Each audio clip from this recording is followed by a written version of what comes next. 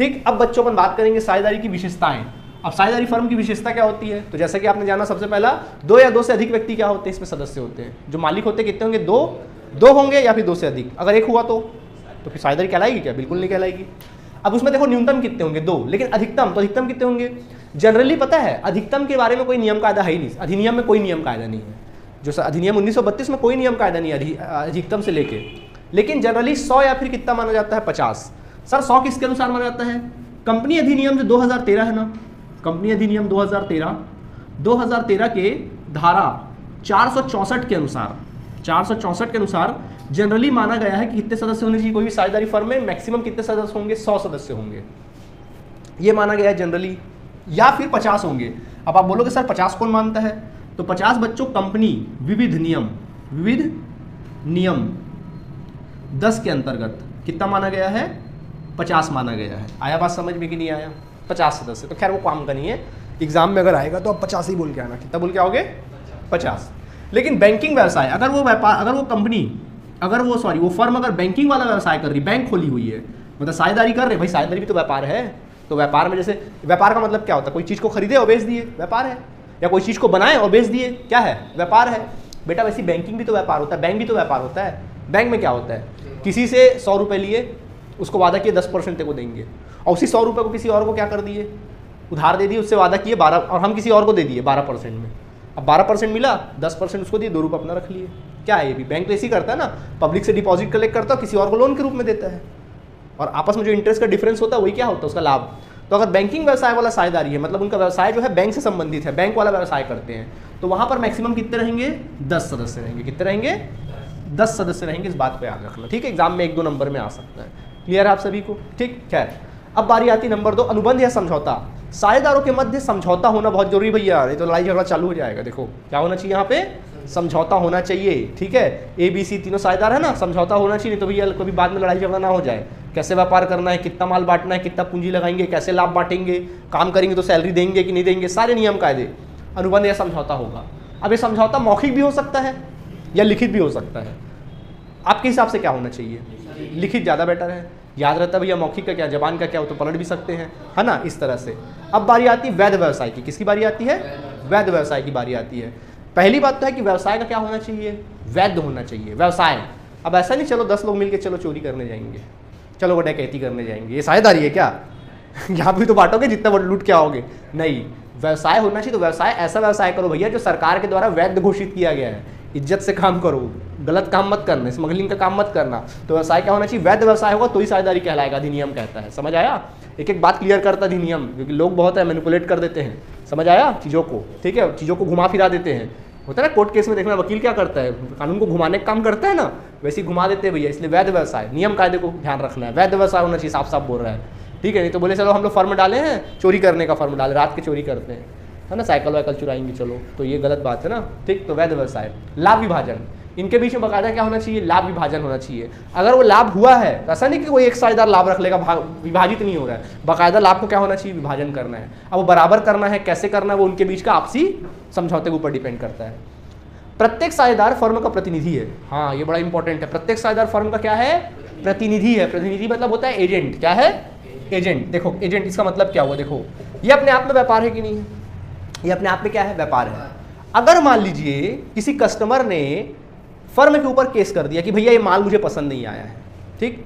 Firm को court से क्या आया? नोटिस आया। अब जाके, अब मान लीजिए कोर्ट के पास प्रेजेंट होना है, तो कोर्ट के सामने प्रेजेंट कौन होगा? फर्म को उठा के नहीं ले जा सकते, कौन जाएगा वहां पर? साझेदार जाएगा। तीनों जाएंगे, तूने में से कोई एक भी जाएगा, मतलब वो अपने फर्म को क्या करेगा? रिप्रेजेंट करेगा। मतलब माल खरीदना होगा, माल बेचना होगा, कहीं साइन वाइन लगेगा, तो कौन करेगा वहां पे साइन? साझेदार करेगा। कौन करेगा? साझेदार। मतलब साझेदारी फर्म का मालिक है एक तरह से। जैसे आप अपने खुद के व्यापार के मालिक हो, सब जगह आपका साइन चलेगा, वैसे ही साझेदारी फर्म में साझेदार लोग का साइन चलता है। आया बात समझ में कि नहीं आया? जो भी है साझेदारी फर्म अपने आप को, जो मालिक है वो अपने आप को प्रतिनिधि होते हैं फर्म के, ठीक है? वही फर्म है। ओके, दोनों एक दूसरे से क्या है? जुड़े हुए हैं। दोनों एक दूसरे से क्या है? जुड़े हुए हैं। क्लियर? अब बच्चों बारी आती है नंबर 6, असीमित दायित्व। साझेदारी फर्म में जो दायित्व होता है ना, वो क्या होता है पता है? असीमित होता है। समझते हो असीमित का मतलब या सीमित का मतलब? देखो समझाते हैं।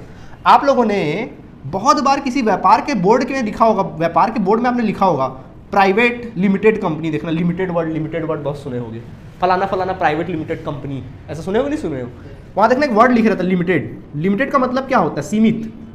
सीमित का मतलब समझे क्या होता है? सीमित मतलब इस कंपनी में जो दायित्व है वो क्या है? सीमित है। जैसे मैं एग्जांपल देके समझाता हूँ। जैसे मान लीजिए एक व्यक्ति है, इसका नाम अंश है, ठीक है, इसका नाम क्या है? अंश है, ठीक। अब अंश के पास, अंश का ये व्यापार है, अंश के व्यापार में जो संपत्ति है ना वो कुल मिला के मान लो 10 लाख की संपत्ति है। कितने लाख की संपत्ति है? 10 लाख की संपत्ति है। और अंश के ऊपर जो दायित्व है तकरीबन मान लीजिए 9 लाख रुपए के क्या है? दायित्व है। इस व्यापार के दायित्व कितना है? 9 लाख रुपए के है। और अंश का पर्सनल प्रॉपर्टी, अंश का जो निजी प्रॉपर्टी है वो तकरीबन 10 करोड़ रुपए का है। 10 करोड़ का क्या है उसके पास? अपनी निजी प्रॉपर्टी है। क्लियर? अब क्या लिखा है? अंश ने व्यापार कर रहा है, व्यापार में 10 लाख की संपत्ति और दायित्व कितने का? 9 लाख का है। मान लो व्यापार घाटे में चल रहा है, इसने बोर्ड क्या लगा रखा है सामने में? सीमित, यानी कि लिमिटेड वर्ड लगा के रखा बोर्ड। अब देखो कल को क्या हुआ, जैसे मान लो इसने व्यापार को बेचा, देखा व्यापार लॉस में चल रहा है, घाटे में चल रहा है, तो इसने व्यापार को बेचने का डिसीजन लिया। अब इसने व्यापार को बेच दिया। जब संपत्ति को, भाई व्यापार को बेचेगा तो कैसे बंद करेगा? व्यापार को बंद करना चाह रहा है, कैसे बंद करेगा? सारी संपत्ति को बेचेगा, जो पैसा आएगा उससे दायित्व को क्लियर कर देगा, ठीक। तो इसने संपत्तियों को बेचा। कितने की संपत्ति थी? 10 लाख की। 10 लाख की संपत्ति को मार्केट में बेचा तो क्या 10 लाख मिल जाएगा? जनरली कम ही मिलेगा। तो मान लीजिए 10 लाख की संपत्ति को बेचा, बेचारे को कितना वसूल हुआ? 7 लाख वसूल हुआ। दायित्व कितने के थे? तो भैया 9 लाख के दायित्व थे, कितना दिया उन लोग को? 7 लाख दिया। अभी भी कितना बचा देने को? 2 लाख रुपए। क्या अपने घर से पैसा लगाएगा? नहीं। क्यों? क्योंकि इसका दायित्व का बोर्ड क्या लगा रखा है? सीमित। ये बोलेगा भैया देखो मैंने संपत्ति बेचा, जितना पैसा वसूल हुआ मैंने आपको चुका दिया, 2 लाख मैं नहीं चुका पाया, ये मानिए कि मेरी फर्म क्या हो गई है? दिवालिया हो गई है, अब मेरे पास नहीं है। मतलब इसे जो लेनदार है ना 2 लाख के, यहाँ तक उसके पर्सनल प्रॉपर्टी तक नहीं आ सकते, उसके घर का दरवाजा नहीं खटखटाएंगे। क्यों नहीं खटखटाएंगे? क्योंकि इसने बोर्ड लगा रखा था क्या? सीमित। यानी ग्राहक लोग को क्लियर हो गया था भैया, पहले ही बोल दिया था क्लियर कि कल को अगर मैं बेचने की नौबत आएगी, व्यापार को बंद करने की नौबत आएगी, तो व्यापार की प्रॉपर्टी से जितना पैसा वसूल होगा वही पैसा देने के लिए मैं प्रतिबद्ध होऊंगा, अपनी पर्सनल प्रॉपर्टी मेरी इन्वॉल्व नहीं होगी, क्योंकि वहाँ बोर्ड क्या लगा है? सीमित लगा है। आया बात समझ में कि नहीं आया? ठीक। लेकिन अगर इसके सामने असीमित का बोर्ड लगा होता, अनलिमिटेड का बोर्ड होता, तो इसका मतलब क्या हो जाता? मतलब यह है कि 2 लाख फिर वो घर से ला के देता। साझेदारी फर्म क्या है? असीमित है। मतलब ये हुआ कि कल को अगर पैसा कम पड़ेगा बॉस, तो साझेदारी फर्म अपने जो पार्टनर है वो अपने घर से पैसा लाएंगे। इंग्लिश में इसको पार्टनर बोलते हैं। घर से पैसा लाके क्या करेंगे? लगाएंगे। इसको बोलते हैं क्या? असीमित दायित्व। यही कारण। क्लियर है? दायित्व असीमित है, एकदम असीमित दायित्व है, जितना जब तक पैसा लाना लगाते जाओ। फिर व्यापार का संचालन। तो व्यापार का संचालन का रूल क्या है? या तो सब साझेदार मिलकर व्यापार का संचालन करेंगे या उनमें से कोई एक करेगा, लेकिन व्यापार के साझेदार को ही करना है। ऐसा नहीं कि रईसी टाइप को मैनेजर बैठा दिए वो देख रहा है अपना घर में बैठे ना, साझेदार के उसको मतलब साझेदार को ही मतलब पूरा देख रेख करना है। पूंजी लगाना अनिवार्य नहीं, जरूरी नहीं है कि आपको साझेदार बनने के लिए पूंजी लगाना पड़े, समझे? बिना पूंजी लगाए भी साझेदार बन जाते। क्यों? अब मान लीजिए आपके अंदर में कोई अलग ही योग्यता है, जैसे मान लीजिए आप सीए हो, आप साझेदारी फर्म में जैसे मान लो ये सी जो है वो सीए है, ठीक है, ये सी जो है सीए है, तो ए और बी बोले यार बार बार इसको फीस देना पड़ता है ना भाई, तू भी साझेदार बन जा। तो बोलेगा मैं पूंजी नहीं लगाऊंगा। हाँ भाई तू सीए है, यही तेरे लिए सबसे बड़ी पूंजी है। मतलब तेरे अंदर में क्या एक अलग सी योग्यता है या तकनीकी योग्यता है, कोई कौशल है उसके अंदर में, किसी को पैसा देने की जरूरत ही नहीं है। या मान लीजिए अगर आप बोलोगे भाई शाहरुख खान को बोलोगे आओ हमारा साझेदार बन जाओ, तो शाहरुख खान से कोई पैसा थोड़ी नहीं लोगे, खाली उसका नाम ही आपके लिए क्या है?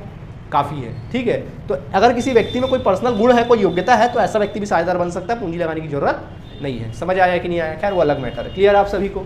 इसके अलावा साझेदारी के लिए क्या रूल है? इसके अलावा अगर आपको साझेदार बनना है तो कोई भी मतलब एक प्रकार से कोई अवयस्क साझेदार नहीं बन सकता। साझेदार वही बन सकता है जिसकी उम्र 18 वर्ष या उससे अधिक हो। स्वस्थ मस्तिष्क वाला व्यक्ति क्या बन सकता है? साझेदार। आप नहीं बन सकते। ठीक है, स्वस्थ मस्तिष्क है ना, ठीक है, तो वही व्यक्ति साझेदार बन सकता है। ठीक है, कोई आपराधिक प्रवृत्ति वाला व्यक्ति, जैसा कोई व्यक्ति जिसके ऊपर आपराधिक प्रकरण चल रहा है, तो वही व्यक्ति साझेदार नहीं बन सकता है ना। क्या वो चेहरा क्यों उतार लिए?